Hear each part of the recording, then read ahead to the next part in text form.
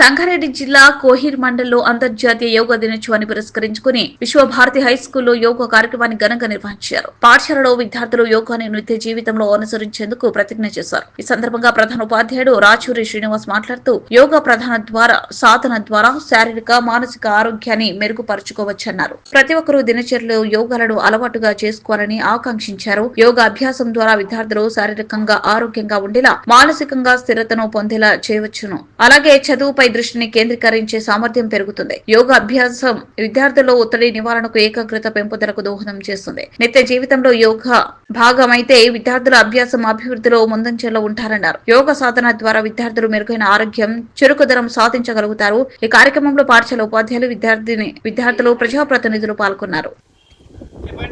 సర్వరోగ నివారిణి అంటే అన్ని రోగాలకు యోగా ఒకటే పరిష్కారము. మనకు ప్రత్యేకంగా చెప్పాలంటే అయితే యోగా అనే పదం ఎక్కడి నుంచి వచ్చింది? మొదట సంస్కృతం నుంచి వచ్చింది. యోగా అనే పదం ఎక్కడి నుంచి వచ్చింది? మనకు సంస్కృతం నుంచి వచ్చింది. యోగా యజు అనే సంస్కృతం నుండి ధాతువు నుంచి వచ్చిందనమాట. యజు అంటే ఏంటి? ఏకం చేయడం. యజు అంటే ఏంటి? ఏకం చేయడం. ఏంటిని ఏకం చేయడము?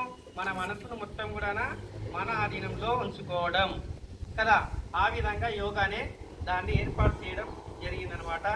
అయితే మనకు ఎప్పుడంటే 2014లో మనకు ఎన్డీఏ ప్రభుత్వం ఉంది కదా.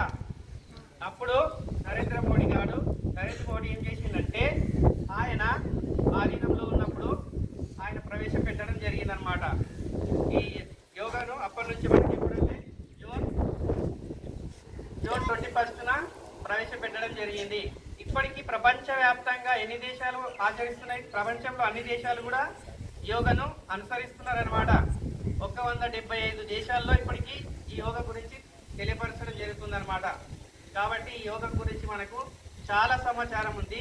ఇప్పుడు మనకు సమయం లేదు కాబట్టి ఇంతటితో